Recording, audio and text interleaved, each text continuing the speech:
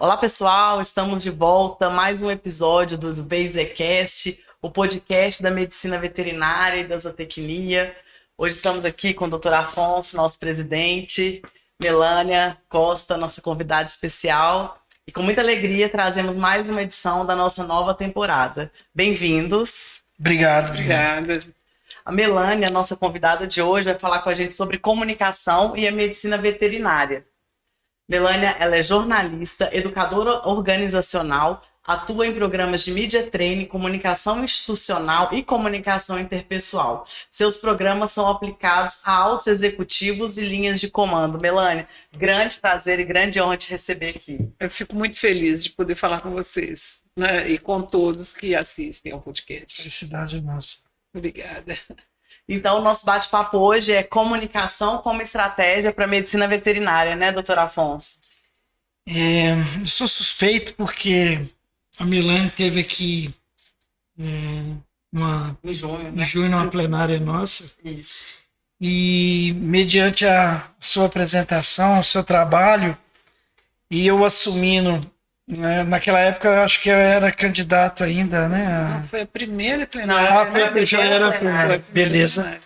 E isso me despertou, né? A gente trabalhar, né, Natália, justamente com a nossa assessoria de comunicação, da gente fazer aquele trabalho e levar a comunicação Sim. aos colegas. Eu sou da época do Chacrinha e uso muito isso. Eu falo muito, né? Quem não se comunica se estrumbica. É E a realidade é essa. É verdade. Por isso, Melânia, esse nosso podcast É isso aí. de hoje, né? E a gente vê, é lógico, a comunicação ela é estratégica em diversas áreas e não menos na nossa, que a gente atua, que é a medicina veterinária, né? Então, conversar um pouquinho sobre como que a comunicação pode ser uma ferramenta e um instrumento de trabalho na medicina veterinária. Então, assim, para a gente começar, eu queria que você contasse um pouquinho assim, do seu know-how, com o que você já trabalhou, o que você enxerga de ferramentas que podem ser aplicadas na veterinária. Sim. Eu tenho trabalhado com organizações públicas, privadas, né, grandes, pequenas, médias, e algumas instituições, né, representativas de categorias há muitos anos, há muito tempo. O que a gente percebe é que nós passamos por fases de hipervalorização do conhecimento. Era importantíssimo você ter conhecimento, ser o primeiro da turma, né? Ter um currículo com PhD, uma série de coisas. Acontece que na hora que você vai para o campo de batalha, né, o conhecimento só faz sentido se ele é bem colocado, né? Se esse conhecimento ele chega como um serviço, né? Ele chega como uma atenção. Então, se o veterinário precisa disso, eu diria todo e qualquer profissional, né? Toda e qualquer empresa. E é isso que a gente tem vivido, né? Por isso, os cursos de media training que eu trabalho, e que não são a minha visão do media training, a linha que eu trabalho, não é uma linha voltada para um treinamento de mídia exclusivamente. E quando a gente fala treinamento de mídia, aí você logo pensa em grandes jornais, né? Na grande imprensa. Hoje você tem um leque imenso de mídias, né, que podem ser aproveitadas por qualquer instituição, por qualquer profissional. E eu formo porta-vozes. E esse porta-voz, do meu ponto de vista, no meu conceito, né, no que eu defendo, ele é um porta-voz da instituição, né, ele é um porta-voz das suas convicções e ele é um porta-voz, sim, junto a todos os tipos de público, desde o cliente dele, né, aos parceiros, né, aos stakeholders e tal. Então, como porta-voz, ele já caminha bem na comunicação. Só que a gente precisa ser treinado para isso. Nós não somos, né? A gente sai da universidade, como o doutor Afonso estava falando antes da gente entrar, né, aqui, nessa saída da universidade para cair no mundo, né? Quando a gente faz esse parto, né, cai de ploft no mundo. Sai aí, do né? útero, né? Sai do útero da universidade para o mundo. E a gente cai, além de cru, né, a gente cai inseguro, despreparado. E aquela pessoa que tiver, eu chamo de comunicação de relacionamento nos meus treinamentos, quem já fez treinamento comigo sabe que para mim comunicação é igual a relacionamento. Qualquer coisa comunica, né? Até uma chave que cai no chão comunica. Mas seres humanos se relacionam. Então, aquele que sai da universidade mais preparado em relacionamento, né? Esse vai ter uma carreira. Eu falo, as nossas carreiras, elas são frutos de relacionamento. Né? Eu acho que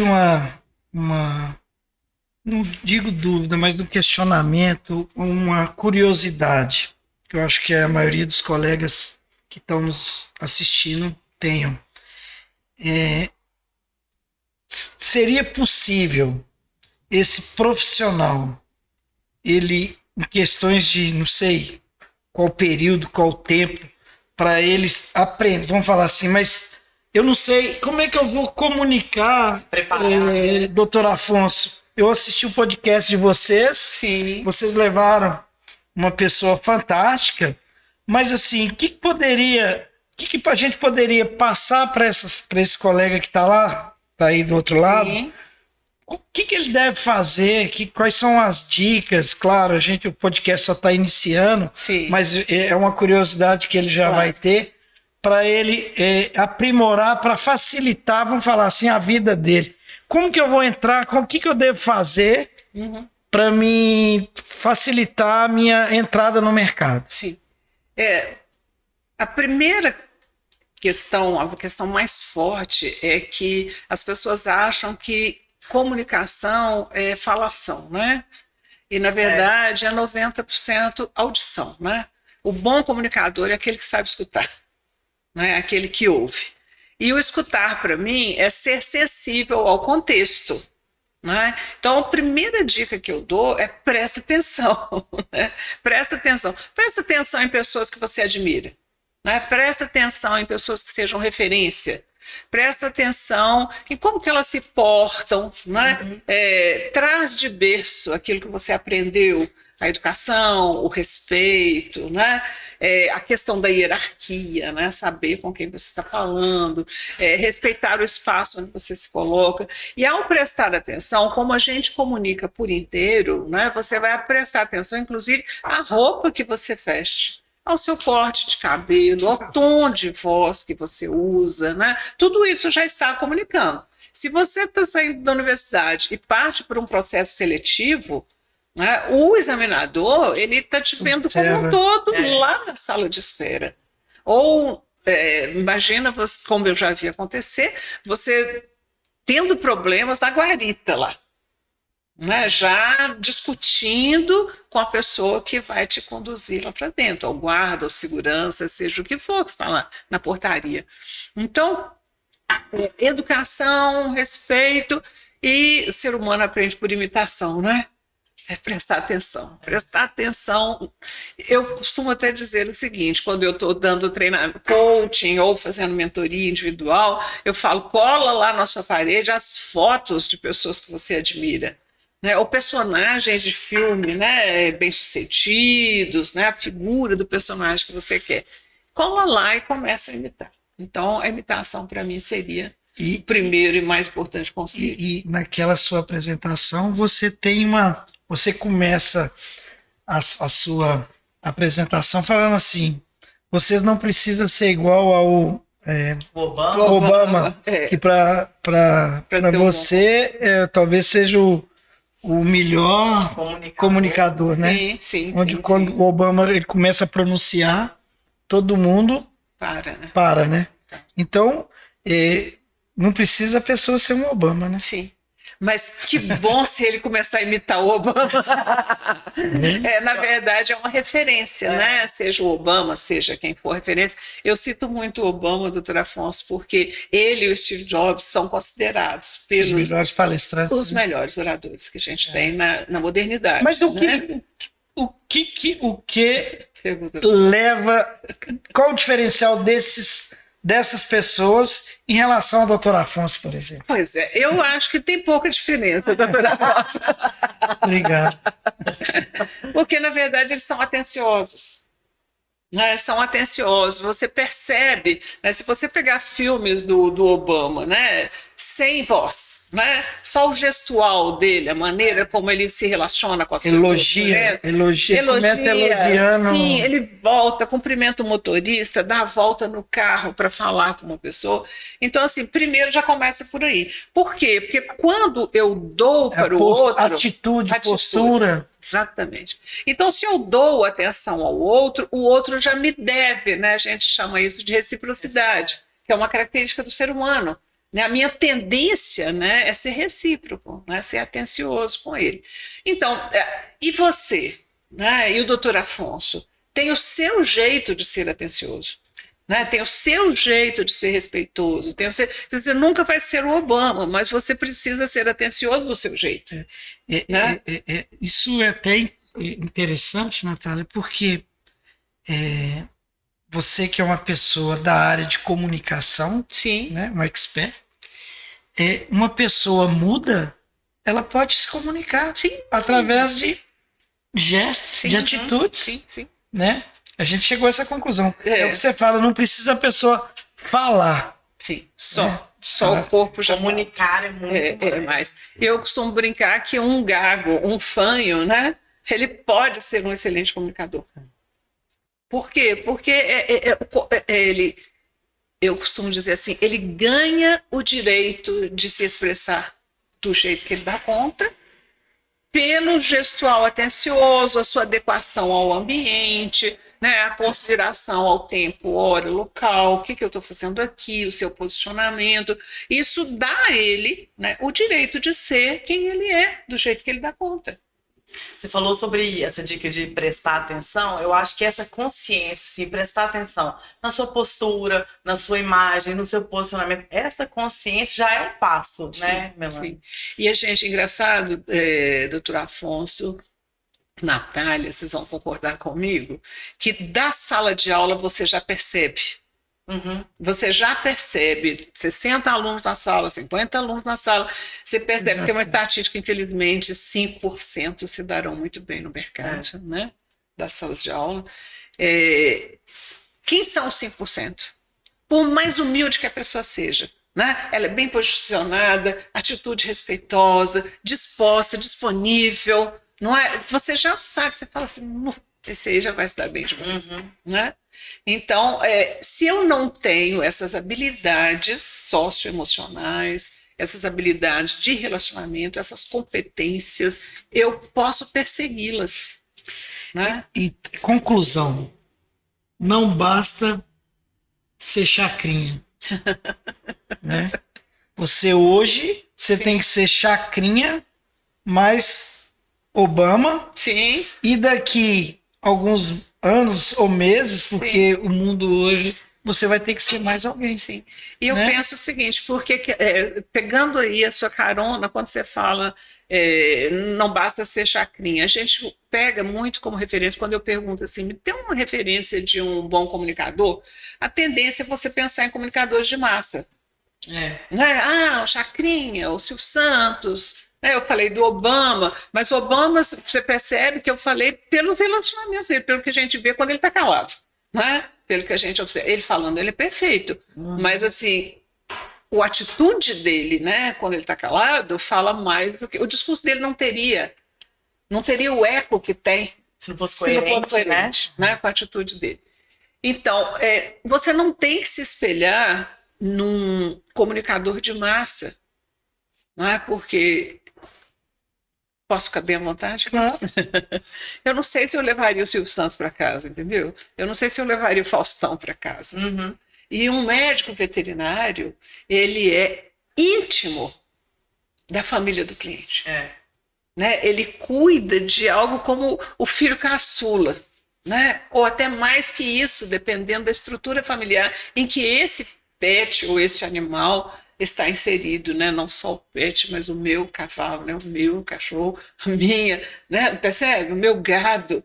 Então, assim, um invasor, vamos brincar, né? Um invasor de intimidades ali. Então, o tato, que esse profissional precisa ter, do momento em que ele abre a porta da sala dele e olha para a sala de espera, né? Ou ele não sabe se ao descer do carro dele, né, o cliente, ele está sendo observado pelo cliente, se ele cumprimentou a recepcionista, se ele deu bom dia para as pessoas que estavam na sala de espera, né, se ele foi atencioso em pedir desculpas, se atrasar e se justificar de alguma forma, né? E eu acho que faz bem para os dois lados, sabe? Eu acho que eu, comunicador, quando eu sou humano, né, eu adio minhas doenças. Verdade. Né?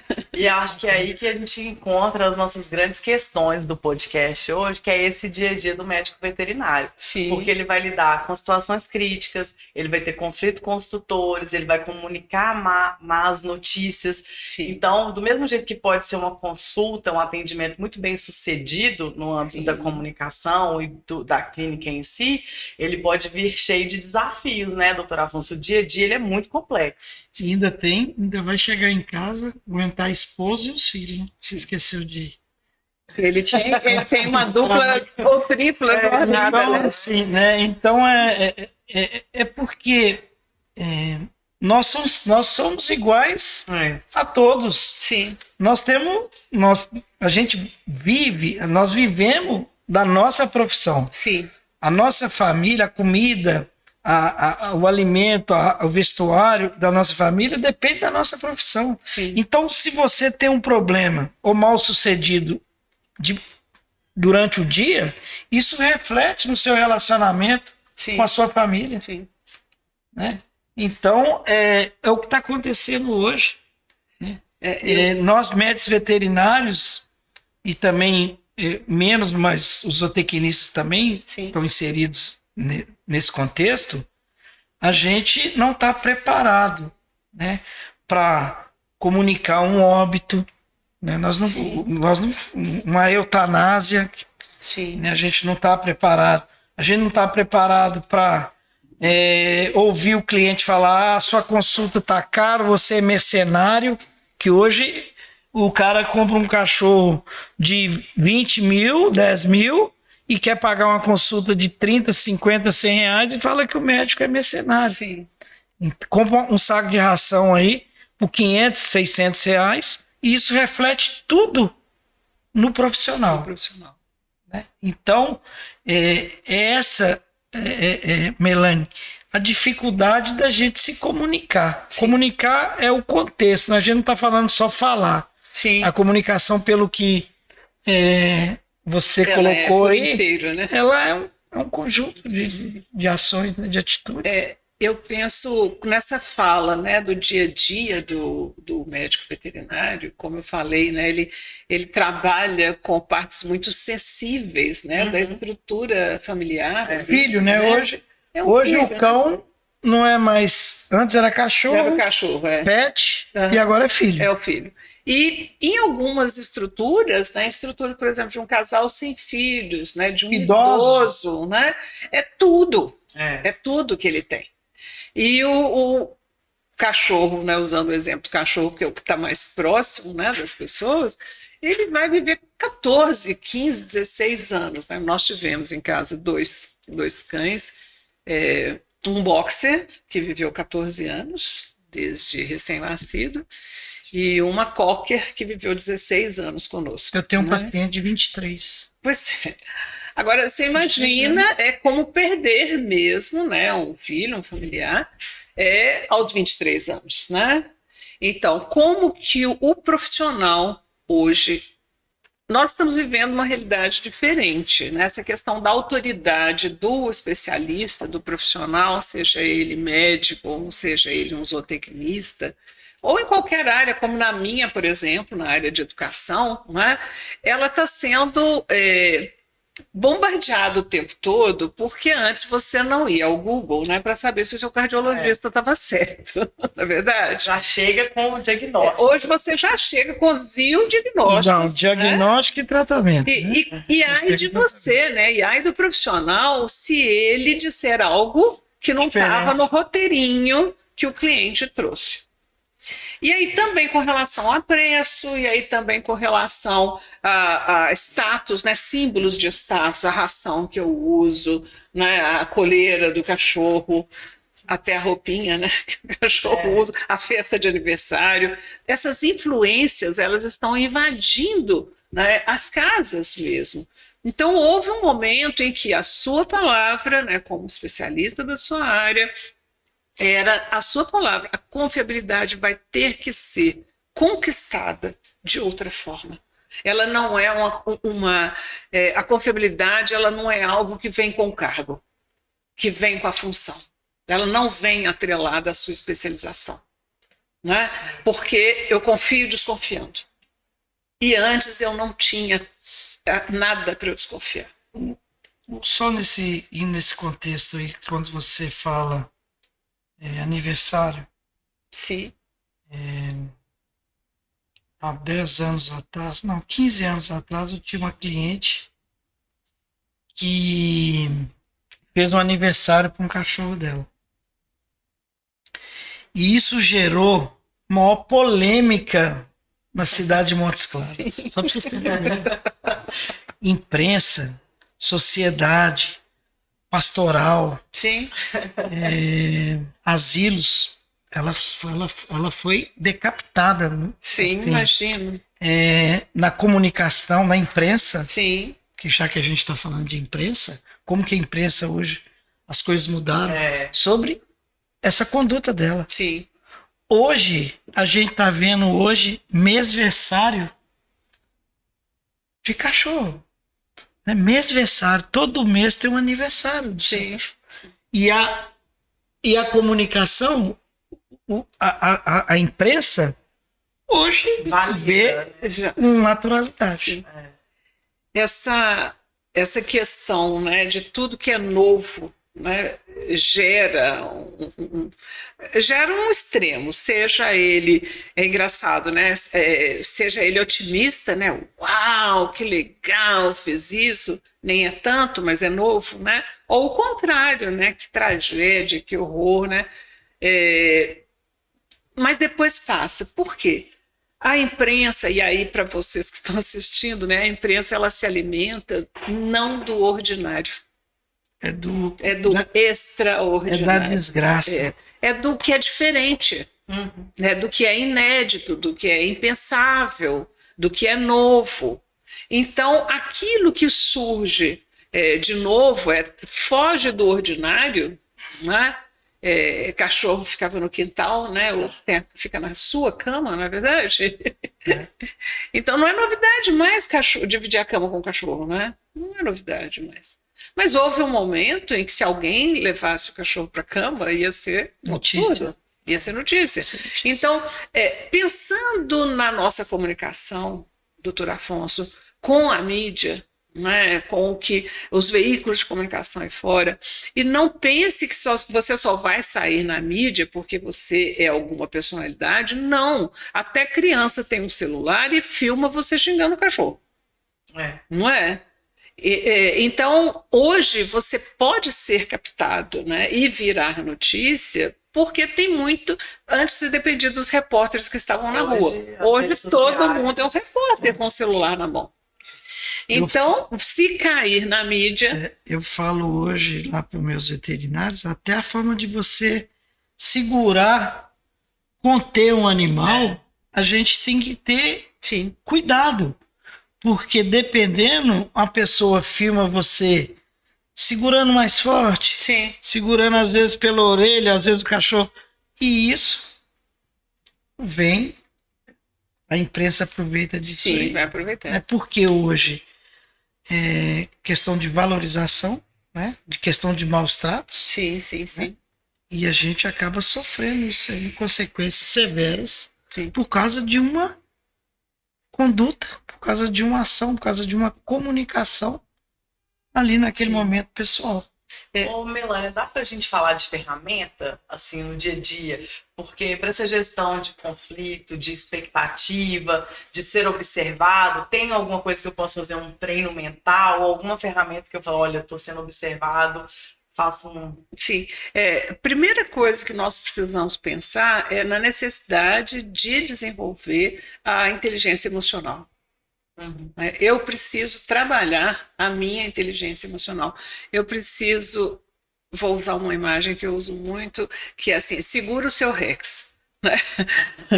O Rex é aquele cachorro que ou ele rosna, né, e ameaça a visita, ou ele sai lambendo a visita, pulando no colo dela, né? Ele é um peixe, um Pois é. dolphin.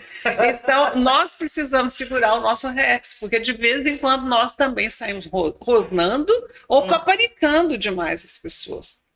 Então, a inteligência emocional, ela vai nos dar esse equilíbrio. E tem uma outra frase que eu falo muito, que é: a boca fala daquilo que o coração está cheio. Verdade. Então, se você está cansado, olha, se você não se cuida, né, se você é uma pessoa que está estressada, está super atarefada, como você falou, ainda tem que ir para casa, ainda tem que gerenciar relacionamentos em casa também, né, e as suas responsabilidades. Então, na inteligência emocional, a gente precisa se cuidar. Né? Nós precisamos nos cuidar. E precisamos estabelecer alguns padrões de comportamento, sabe? Porque aquilo que vira hábito, né, eu faço sem esforço. Então, alguns padrões, eu falo muito assim, seja quando ele fala numa situação assim que eu preciso conter, né, o animal com mais força e tudo, seja educador, antes de fazer isso, diga: vou fazer isso porque as consequências seriam essa.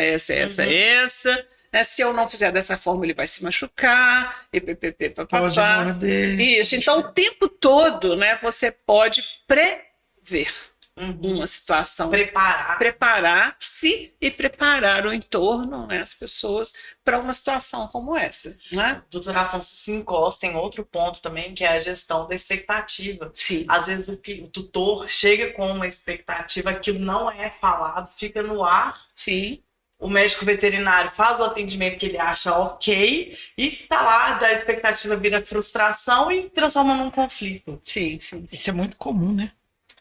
Isso é muito comum na medicina humana, cada dia mais, na medicina veterinária. Na medicina humana, eu já vejo assim uma diferença, porque o médico talvez ele tenha mais autonomia. Eu percebo assim que as ações médicas, às vezes, a gente não tem uma comunicação do que vai ser feito. E na medicina veterinária, principalmente na área pet, algumas condutas as pessoas cobram. Então eu sempre falo, tudo que for fazer antes, um exame, uma contenção, uma aplicação de algum medicamento, que fale com o tutor. Eu não sei se é porque o cachorro ele não comunica, ele não fala, ele não vocaliza, e às vezes por isso a gente é mais cobrado do que na medicina humana. Na medicina humana, a pessoa, o paciente, ele fala, ele vai falar: doutor, mas eu tô sentindo dor. O médico vai falar, vai engessar quando aperta. Não, o gesso está muito apertado. O cachorro, eu sempre, uma conduta, o veterinário vai imobilizar, se inchar, se tiver um odor, alguma coisa, retorna. Então, assim, pelas atitudes, a gente lida com animais, eu acho que essa parte de comunicação, ela tem que ser mais... Ela tem que ser mais clara, tem que ser tem que ser falada. Se possível, falada e escrita. Quando o senhor fala isso, o animal não se manifesta em linguagem de gente, né? Na nossa linguagem. Então, o médico veterinário, ele equivale a um pediatra, vamos dizer assim. Né? Ele equivale a um pediatra, que é o bebê ou a criança, ele não vai se expressar. E toda conversa, toda conduta do pediatra é para o pai, é para a mãe. Ela vai fazer isso, ela vai sentir isso, ela vai fazer aquilo, né? Então, eu não sei como é o processo de um atendimento veterinário, né? mas eu estou vendo que, pela sua fala, é possível, né, que ele antecipe, né, as ações e ele faça as orientações posteriores, né, depois do atendimento dele. Então, tem aquele momento de atenção plena, que é quando ele está com o animal, né? Mas tem um momento que antecede, que é um preparo, né, para assim, o tutor veio angustiado, né? Ele não veio para uma consulta de rotina. Não, dificilmente. Então ele já vem. E às vezes a gente ainda tem mais um agravante. Ele já vem com paciente terminal. Sim. É muito comum a gente atender um paciente que ele já tentou em balconista, pai de santo, Deixa para o médico veterinário. chá, remédio caseiro, erva, mato, chá de não sei de quê. E aí, quando o paciente tentou-se tudo e não deu resultado, ele procura o médico. E eu creio que se o médico, né, veterinário, adotar essas duas condutas de comunicação fantásticas, viu, gente? Dicas fantásticas, anota aí, né? Que essa conversa anterior, né? São 3 momentos, eu diria, pelo que o doutor Afonso falou. Então, vamos lá. Então, você tem aquele primeiro momento em que seu foco total, olho no olho, é com o tutor. Não sei se isso é dentro da sala, fora da sala, imagina o seu espaço aí, como é que isso vai ser feito? Eu sou todo ouvidos para esse tutor. Né? Eu vou ouvi-lo e vou falar para ele, e vou antecipar, né, o que vai acontecer. Depois, concentração com foco, atenção plena no animal, porque o tutor vai ficar feliz da vida, né? Ele vai se sentir super seguro vendo a sua atenção plena ali. E por último, as orientações, né, que você volta a sua atenção para o tutor e orienta e pergunta se entendeu. E a dica que o senhor deu, que eu achei fantástica, é essas orientações estarem escritas. Inclusive, esses procedimentos que são padronizados, né, eles podem estar antecipadamente escritos, né? Então a clínica dele pode ter um material de divulgação maravilhoso, né, que já diz assim, né, o pós-atendimento, né, em caso de, aquilo já está bonito ali, bem feito, pronto, que ele vai entregar junto com a receita, né, e pedir para seguir. Então, orientação falada, olho no olho, o tempo do tutor, o tempo do animal e as orientações em casa. Quase um vínculo, né? Exato, mas tem que ser. Sabe? Tem que ser um vínculo, porque quando há vínculo, Natália, não importa o preço. Sabe? Não importa o preço. E eu acho que estou pensando aqui, além da questão do preço, tem uma questão, se vier depois uma má notícia, eu sei que aquele profissional, ele estava dedicado, ele estava envolvido, confiabilidade. O acolhimento, né? Nos 2 casos, na perda dos 2 animais que eu tive, né? O acolhimento do veterinário, né? Prevendo, no caso do boxer, né, que era assim, era uma sequência, né, de acontecimentos que ele me antecipou, né, daqui vai acontecer isso, mais isso, mais isso, ele vai depender disso, né, e nosso objetivo é mantê-lo tranquilo, né, o nosso objetivo é mantê-lo confortável, o que nós vamos dar para ele é o conforto. Então, é interessante que para o tutor, a mente dele, né, a responsabilidade dele, se volta para o cuidado, né, o que reduz, né, a dor dele. Então, ele se ocupa, né, em vez de se preocupar, ele se ocupa com o cuidado. Voltando naquele nosso primeiro tema, que foi da dificuldade do profissional inserir no mercado. Você, com esse vasto currículo aí, trabalhou em grandes empresas, né, multinacionais. qual que, não vou falar dica, mas caminho do nosso colega aí que está hoje saindo da faculdade e buscando, tá aí, né, buscando emprego, Sim. né? O que seria hoje nessa nossa área? O que seria assim essencial para ele? Sim. Além do preparo, né, de ele se preparar, como a gente falou, né, por inteiro, né, vestuário adequado, atitude adequada, etc, etc. Eu aconselho, eu trabalhei muito com jovens, né, tanto antes da universidade como depois, trainees, né, e a semana que vem eu vou trabalhar com jovens da UFMG, que são nesse projeto que tem aí de trilhas do futuro. Não são, eles estão fazendo trilhas do futuro, né, que é para jovens carentes, né, na área de farmácia. E aí um ex-aluno meu, que é professor deles, me chamou para falar com eles. Então, eu já estou assim, sonhando com essa conversa. E eu sempre disse em sala de aula, como eu vou dizer para esses jovens, quem é o profissional que você quer ser? Onde você quer ser? Sabe? Estabelece assim, sonho não tem limite. Sonhar não tem limite. Eu quero trabalhar no hospital lá do Dr. Afonso, né? Eu quero trabalhar numa lojinha, pet, uma pequena clínica. Eu quero criar uma clínica na minha cidade, né? Eu quero iniciar um consultório. Qual é o seu sonho quando crescer? Porque você vai começar pequeno, mas você vai começar certo.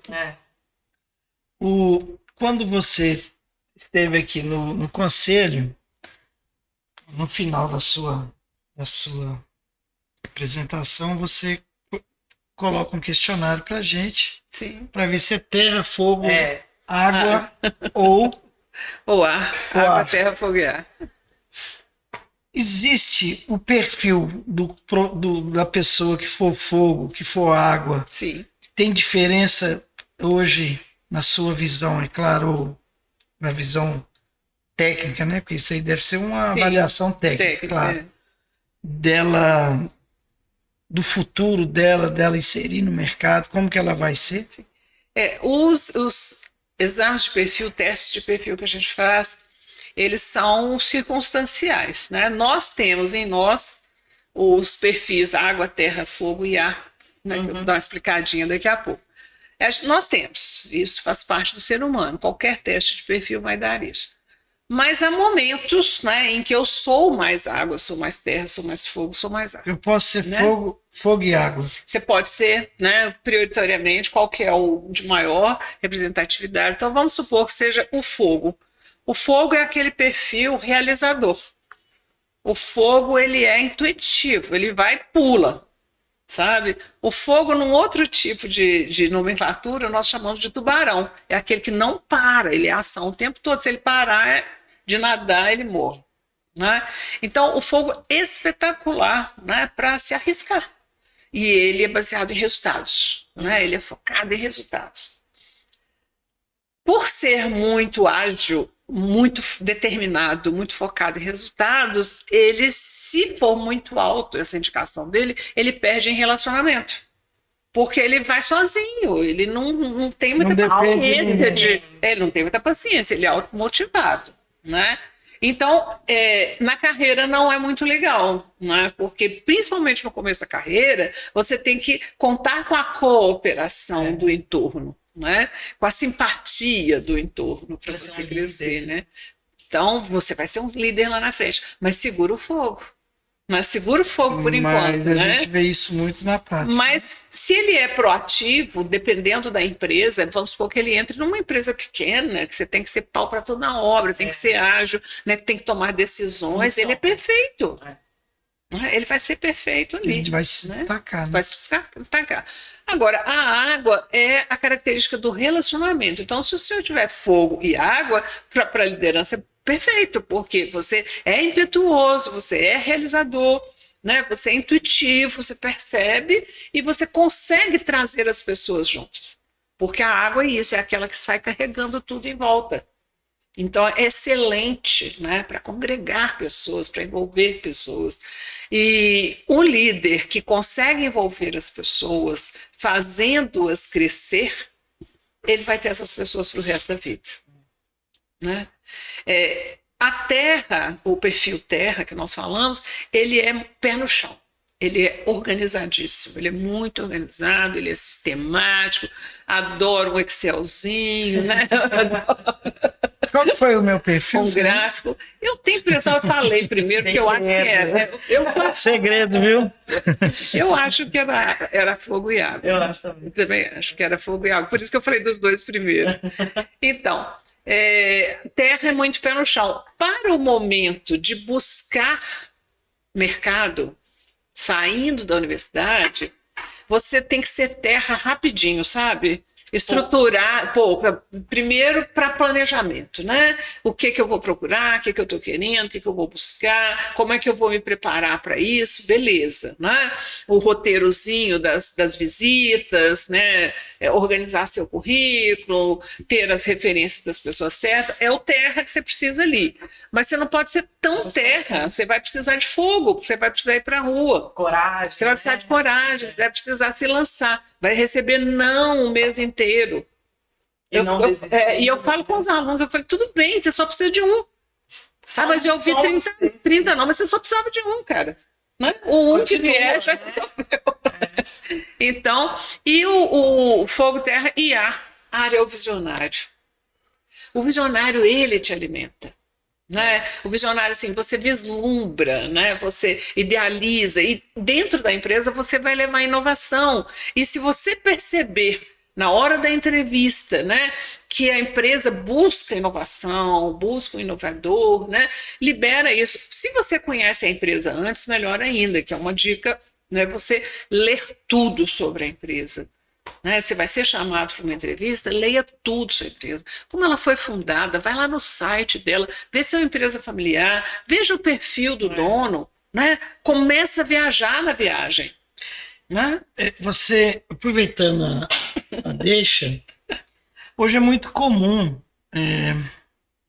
quando eu tenho meu currículo deve ter umas 50 ou mais folhas. Hoje eu recebo o currículo menos da metade da página. Sim. Primeiro, eu acho que você poderia dar uma dica como nós, médicos veterinários, poderíamos primeiro apresentar esse currículo. Sim.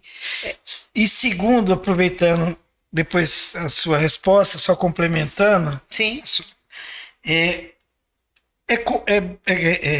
Hoje, além, o currículo é analisado, é aprovado e depois tem entrevista. Isso. Eu vejo cada pessoa chegando para ser entrevistado que eu acho que ele não quer um emprego. Uhum. Depois você fala sobre isso. Autossabotagem, né? É autossabotagem. Eu acho que isso é o momento da gente eu costumo dizer assim que tem cara que se desvende, né? Ele é ótimo, mas... Ele já estava vendido, né? Já estava vendido. Na hora que ele chega lá, ele desvende, né? E acontece muito isso. Não é? Então, a questão do currículo hoje, eu não sou especialista em currículo, mas lendo, né, e ouvindo dos especialistas, hoje você pode ter, né, uma página de rosto no currículo que ela é bem sintética mesmo. Né? Porque há processos seletivos que eles são feitos ali pela primeira página. Tá? E nesta primeira página, por isso que você tem que conhecer bastante a empresa, porque você vai destacar no seu currículo aquilo que interessa àquela empresa. É porque a gente vê, estou contratando um auxiliar veterinário. Sim. Aí o cara coloca no currículo dele que ele trabalhou numa funerária. Não é relevante. Entendeu? Não é. Então eu fico até receoso de contratar uma pessoa. Para ele exercer a A habilidade dele. habilidade de sacrificar meus pacientes. Entendeu?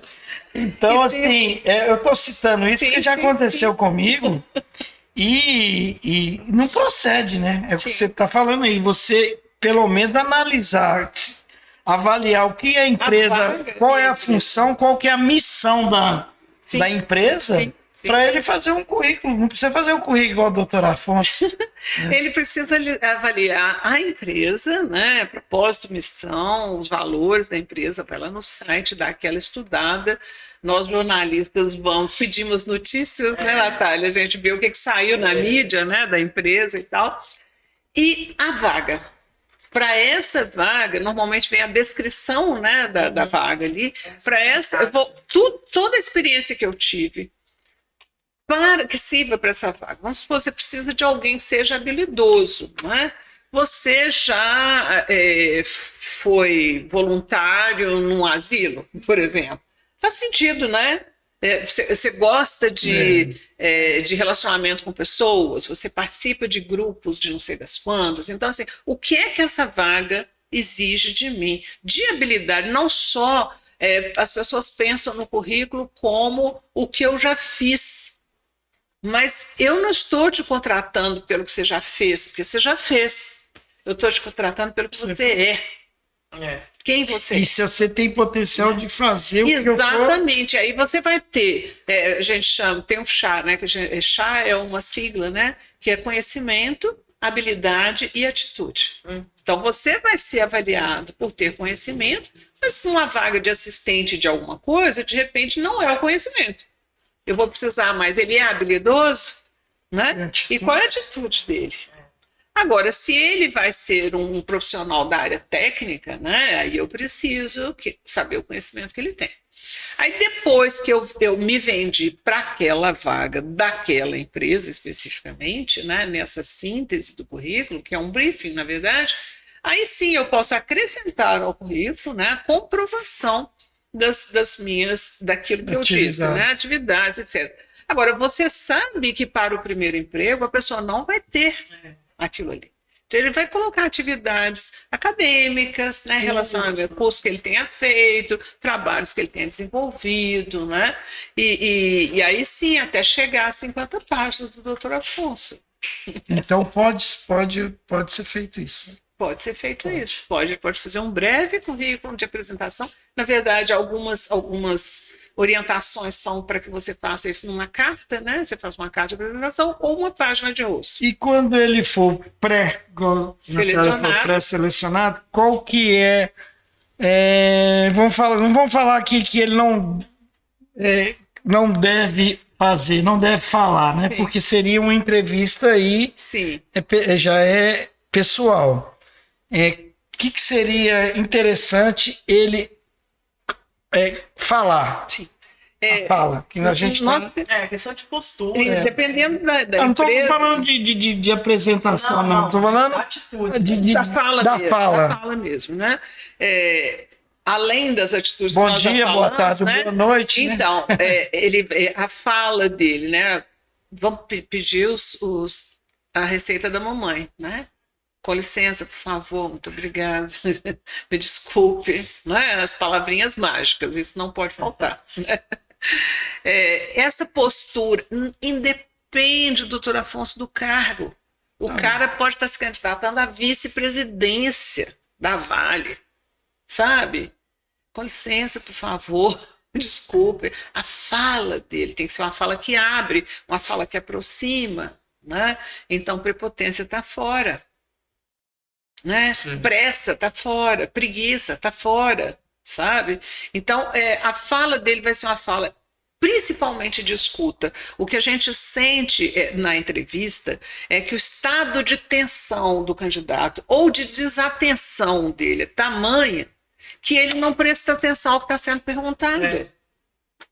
Né? Então, prestar atenção ao que está sendo perguntado, ouvir, olhar no olho.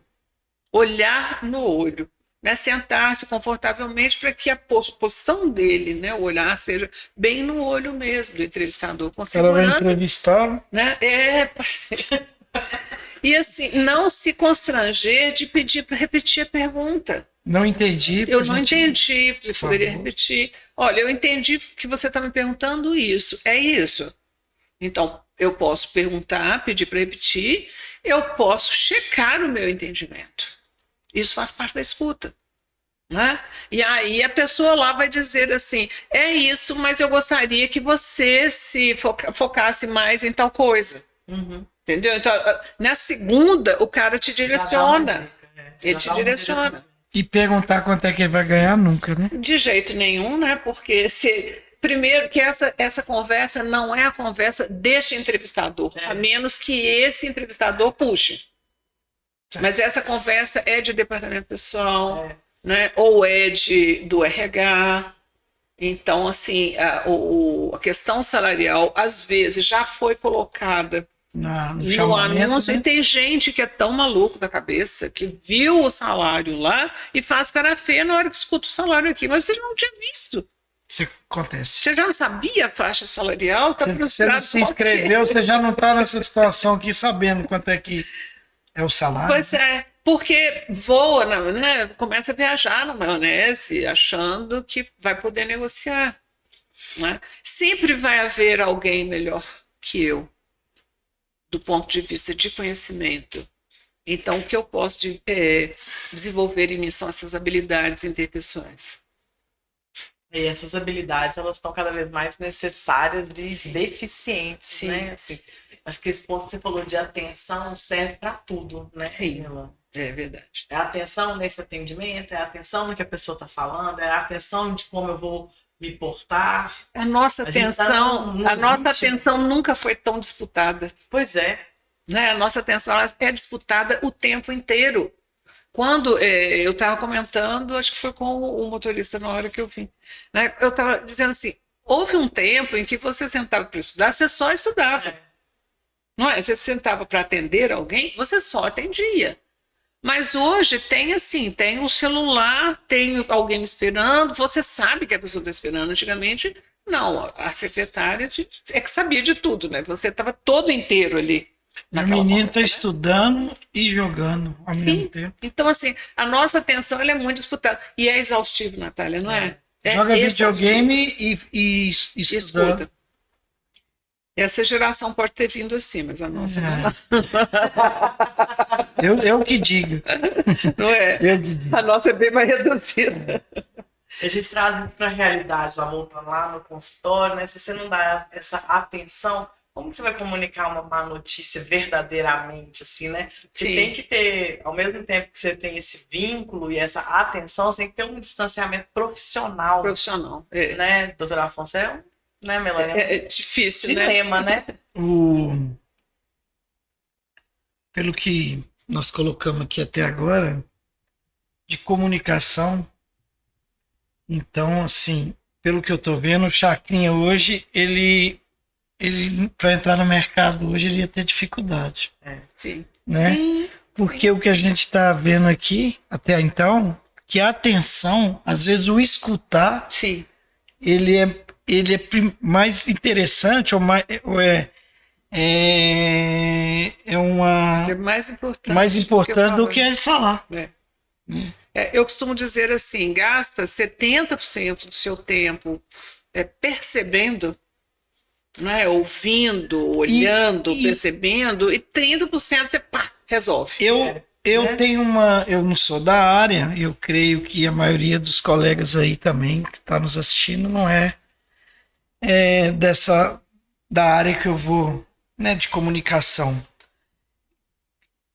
Diante de uma situação dessa, onde o entrevistado ele comunica-se pouco, eu vou discernir se ele está ouvindo em relação a somar as minhas necessidades, o que eu estou querendo, Sim. ou se é uma atitude que ele está fazendo de displicência, de falta de interesse, ou né? A gente vê isso muito hoje nas pessoas.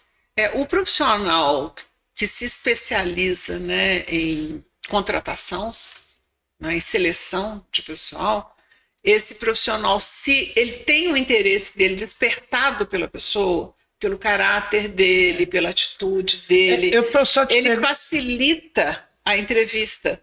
Ele pergunta mais, ele direciona mais. Essa pergunta, desculpa interrompê-la, mas assim, é porque grande maioria dos colegas, é que eu falo, nós veterinários, nós somos o dono, nós somos o médico, sim, nós somos o recepcionista, nós somos o enfermeiro, sim, nós somos o administrador e o financeiro. certo. Isso é uma realidade. É verdade. Então, às vezes a gente precisa contratar mais um ou dois colegas, sim.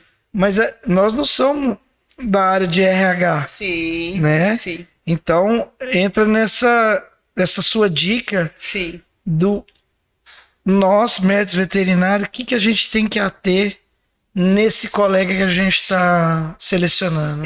A primeira coisa é você ter clareza do objetivo dessa contratação.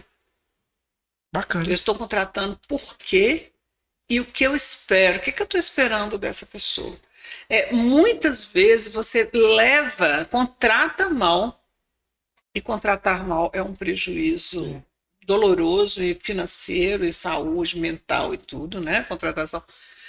Você contrata mal porque você não tem clareza, sabe? Eu quero mesmo para quê?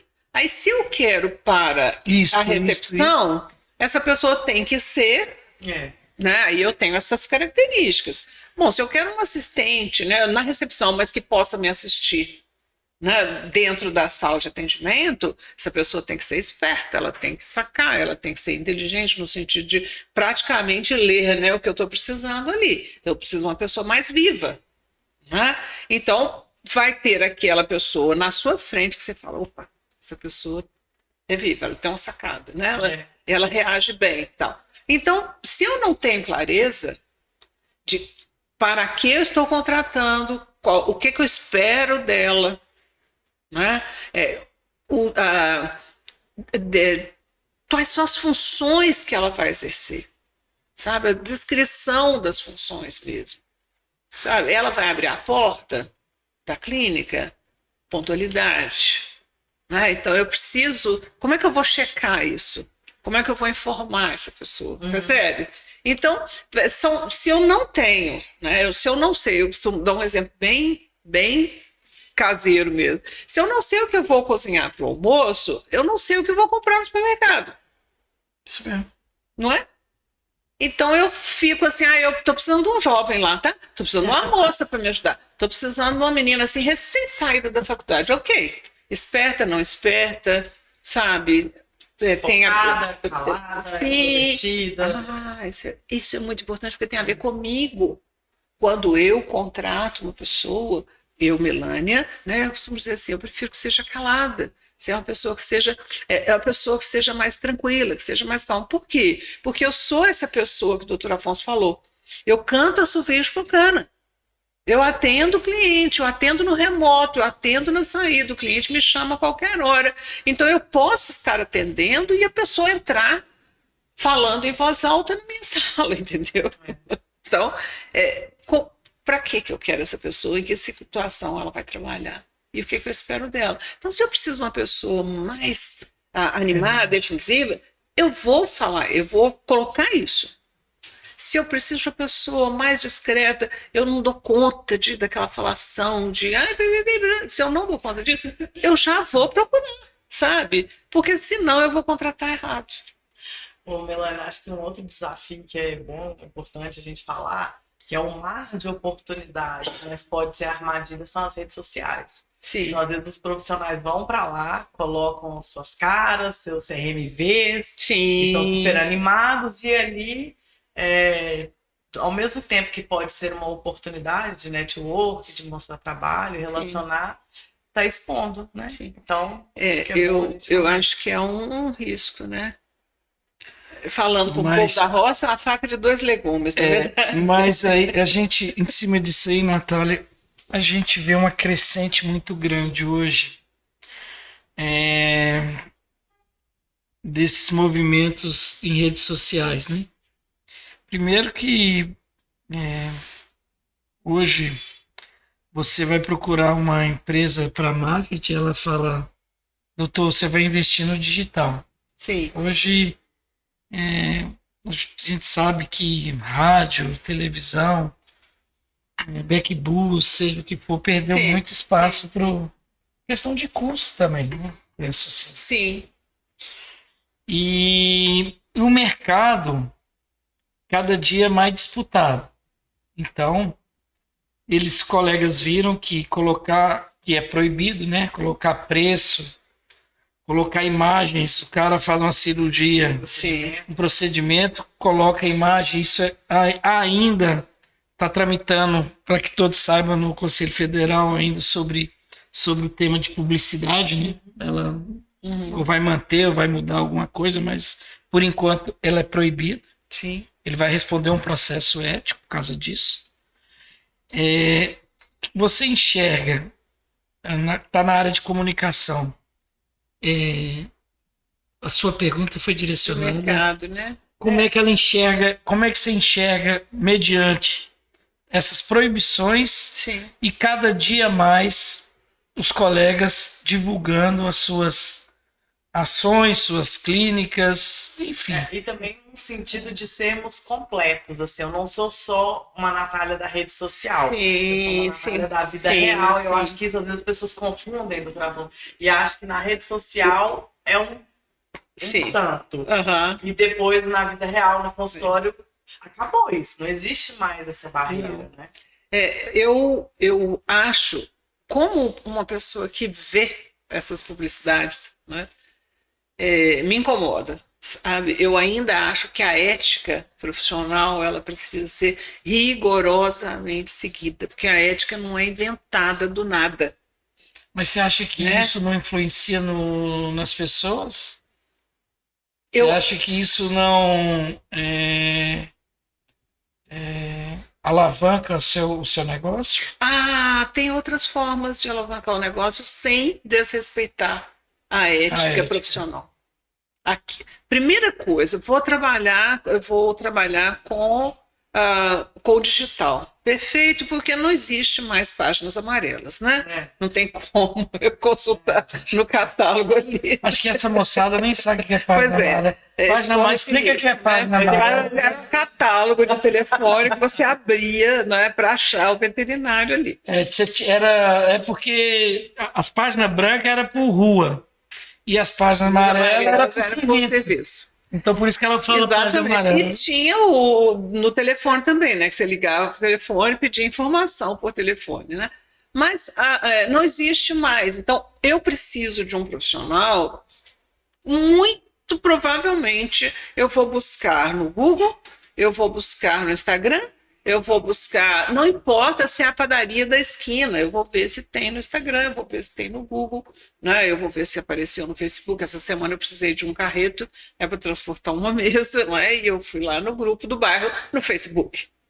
Não é? Então, já se sabe, ponto. São as mídias que as pessoas acessam rapidinho ali no celular na hora do aperto. Então, eu tenho que estar lá. Quem não aparece não é lembrado. Beleza. Quem não é visto não é quisto. E eu não sei nem se você existe, né? Porque quem não tá lá não existe. Isso ok, né? Mas aí beleza. Aí eu vou, respeitar rigorosamente, né, a ética profissional. Então, antes eu contratei uma empresa de marketing, ou sou eu mesmo que vou fazer, o que é que o meu conselho permite, o que não Primeira é aconselhado. Primeira coisa, para eu saber quais são os meus limites. O que pode e o que não pode. Sim, porque eu posso levar 50 anos construindo uma reputação e perder em um segundo. Com certeza. Se um cliente me processar, né, porque eu usei a imagem dele ou da cirurgia do pet dele, seja o que for, né? Beleza. Agora, mas isso não é ruim, né? Se eu não puder fazer nada, tem outras formas. No digital, sirva ao seu cliente, o seu futuro cliente. Serviço, educação, orientação, serviço. Você vai servir. O seu conteúdo tem que servir às pessoas. Sua estrutura, você mostrar Sim, aí você vai falar da estrutura, a gente tem um centro cirúrgico, porque uma cirurgia incorre em parará, parará, parará. Sim. Então eu vou servindo e orientando. O que diferencia de uma estrutura que não tenha isso, porque os riscos são parará, parará, parará. Então, quando o camarada aprende e ele começa a ver que a pessoa é uma autoridade naquilo, ou seja, você tem que se construir como uma autoridade, ele entende muito disso que ele está falando. Porque ele ensina, porque ele passa. Então não é coluna social, sabe? Exato. O digital não é coluna social.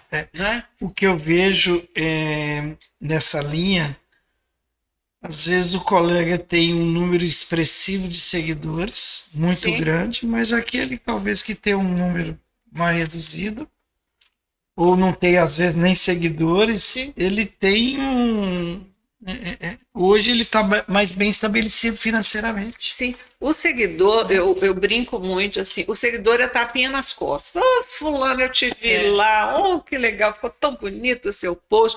Ele não paga, ele não é um cliente que vai agrega, contratar o né? seu serviço. Não necessariamente. Agora, naquele mundaréu de seguidores, eu vou ter ali 50 que comprariam o meu serviço. E o que faz do meu seguidor um cliente? Ele confiar na minha autoridade, naquilo que eu faço.